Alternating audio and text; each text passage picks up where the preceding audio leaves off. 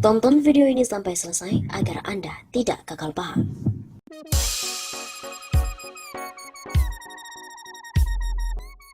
Akhir tahun 2020, bisa-bisa Jokowi tidak punya menteri lagi. Dulu pakai baju putih sambil melambaikan tangan dan mesem sumringah waktu mau dilantik. Tapi akhir tahun ini bisa-bisa bergiliran pakai rompi oranye sambil melambaikan tangan dan mesem kaku karena diciduk KPK. Bagaimana tidak, dalam era ekonomi COVID-19 begitu mudah semua menteri korupsi. Dengan alasan darurat anggaran APBN dapat dengan mudah digondol dan dibawa pulang ke rumah masing-masing.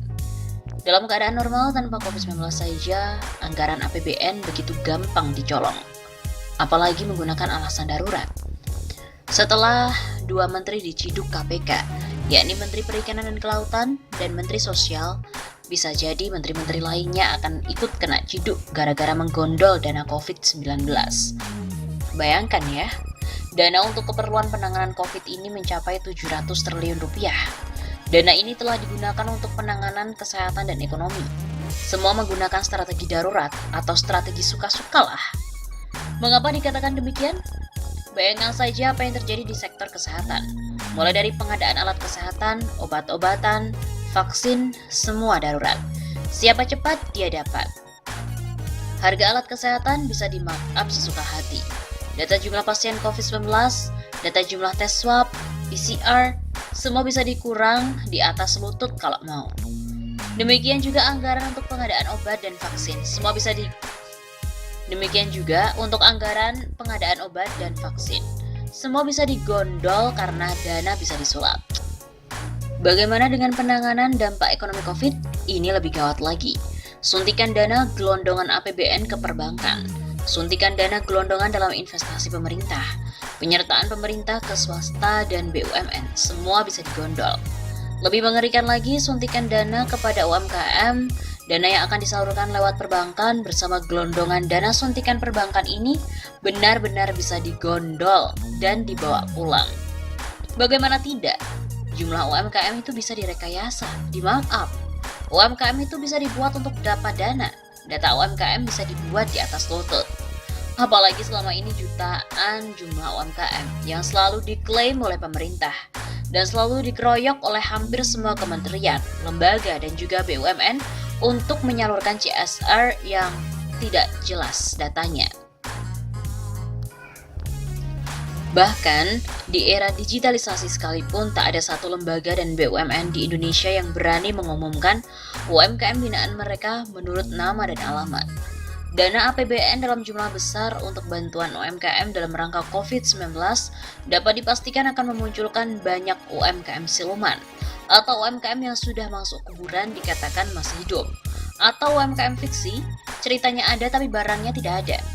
Jika 700 triliun rupiah tidak menambah pertumbuhan ekonomi walau setai kuku, bahkan pertumbuhan terus minus, maka kemungkinan dana 700 triliun rupiah dalam rangka COVID ini telah digondol dan dibawa pulang ke rumah masing-masing.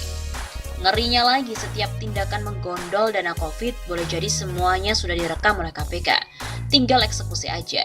KPK telah mengumumkan bekerja sama dengan FBI dan juga SFO, dua lembaga paling terkemuka di dunia dalam urusan penanganan kejahatan korupsi dan kejahatan keuangan. Kalau KPK mau, bisa jadi akhir tahun ini, si Nuhun Jokowi bisa-bisa kehilangan semua menteri. Gaswat ya.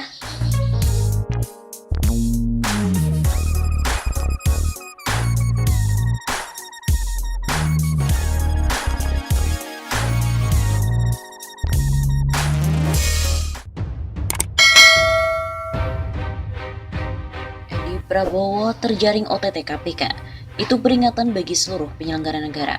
Politisi Partai Gerindra Edi Prabowo menjadi menteri pertama dalam jajaran kabinet Joko Widodo Ma'ruf yang ditangkap oleh Komisi Pemberantasan Korupsi atau KPK. Dosen Ilmu Politik Universitas Muhammadiyah Cirebon, Rahmat Hidayat menilai operasi tangkap tangan atau OTT yang menimpa Menteri Kelautan dan Perikanan atau KKP itu harus jadi peringatan.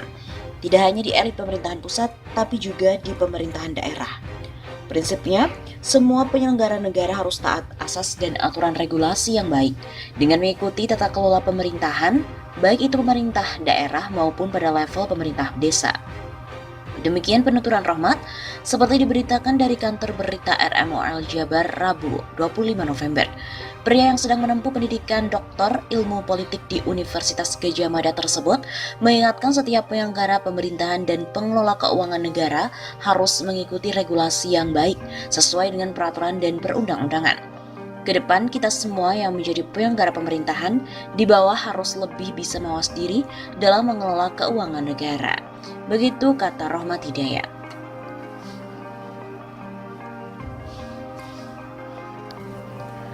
KPK pun telah mengumumkan nasib Edi Prabowo CS pukul 9 pada malam ini. KPK mengumumkan status Menteri Kelautan dan Perikanan Edi Prabowo serta belasan orang lainnya pada Rabu 25 November ini. Wakil Ketua KPK Nawawi Pomolango mengatakan pihaknya akan menggelar konferensi pers untuk mengumumkan status Edi Prabowo setelah melakukan kegiatan penangkapan saat operasi tangkap tangan pada Selasa 24 November malam hingga Rabu 25 November dini hari. Insya Allah, malam ini konferensi pers sekitar jam 9 malam nanti, Mas. Singkat Nawawi Pomolango kepada kantor berita politik RMOL pada Rabu malam 25 November. Selain menentukan nasib Edi Prabowo dan istri, Iis Rosita Dewi, KPK juga menentukan 15 orang lainnya yang turut diamankan dari beberapa tempat, yaitu di Depok, Jawa Barat, Jakarta, dan Bandara Soekarno-Hatta. Pihak yang turut diamankan diantaranya adalah beberapa pejabat Kementerian Kelautan dan Perikanan atau KKP, serta dari unsur swasta. Dalam perkara proses penetapan calon eksportir benih lobster, KPK turut mengamankan barang bukti berupa kartu debit ATM yang diduga digunakan melakukan tindak pidana korupsi ini. Edi Prabowo ditangkap KPK, Roky Gerung juga mengatakan Gerindra akan balas dendam. Pengamat politik Roky Gerung menduga akan ada pembalasan yang dilakukan oleh Partai Gerindra. Pasalnya, salah satu kader Menteri Kelautan dan Perikanan atau KKP, Edi Prabowo ditangkap KPK dalam operasi tangkap tangan atau OTT. Melalui kanal YouTube Roky Gerung Official, Roky menjelaskan Edi Prabowo merupakan tangan kanan Menteri Pertahanan Prabowo Subianto di Kabinet Kerja. Penangkapan Edi membuat sang tangan kanan Prabowo itu kini diborgol. Tentu hal itu akan memicu adanya serangan balik dari kubu Prabowo.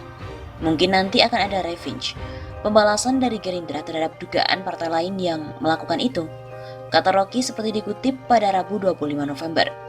Roky Gerung memprediksi akan ada penangkapan menteri-menteri lainnya setelah penangkapan Edi. Ia meyakini Partai Gerindra di bawah naungan Prabowo tak akan tinggal diam ketika salah satu kadernya diciduk KPK. Mungkin nanti diimbangi dengan adanya penangkapan dari menteri partai lain, karena nggak mungkin Gerindra diam-diam saja dengan kasus ini. Roky pun menduga proses amputasi yang lebih besar dalam struktur Kabinet Kerja Joko Widodo akan terjadi dalam kurun waktu 2 bulan ke depan. Partai Gerindra memiliki potensi untuk mengendalikan Kabinet Kerja, sebab mereka memiliki suara yang banyak. Ia memprediksi Nasdem yang akan mengikuti jejak Edi tersingkir dari jajaran Kabinet Kerja Jokowi. Mungkin di belakang ada kalkulasi, Nasdem jelas secara bahasa tubuh sudah beroposisi dengan kekuasaan. Mungkin juga akan menempuh jalan yang sama, tutur Roky.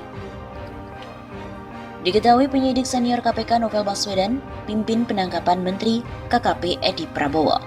KPK menangkap Menteri Kelautan dan Perikanan KKP Edi Prabowo Rabu 25 November. Penyidik senior KPK Novel Baswedan memimpin operasi tangkap tangan ini. Saya melihat Edi Prabowo beserta istri dan beberapa orang lain dibawa ke KPK. Untuk tim yang menangani ada Novel Baswedan, penyidik senior KPK, kata seorang sumber kepada redaksi Kumparan. Edi ditangkap pada Rabu 25 November dini hari sekitar pukul 1 waktu Indonesia Barat. Sumber lain menyebut OTT terhadap politisi Gerindra itu terkait dengan kasus korupsi atau suap soal bibit lobster. PLT juru bicara KPK bidang penindakan, Ali Fikri belum memberikan penjelasan terkait hal ini. Sementara itu, Wakil Ketua KPK Lili Pintauli menyebut dirinya sedang berada di luar kota sehingga belum mendapatkan laporan. Komisioner KPK Nawawi Pomolango membenarkan jajarannya melakukan OTT terhadap Edi Prabowo, namun Nawawi belum memberikan penjelasan secara rinci. Benar, kita telah mengamankan sejumlah orang pada malam dan dini hari tadi. Maaf selebihnya nanti saya masih dalam perjalanan ke kantor. Begitu kata Nawawi.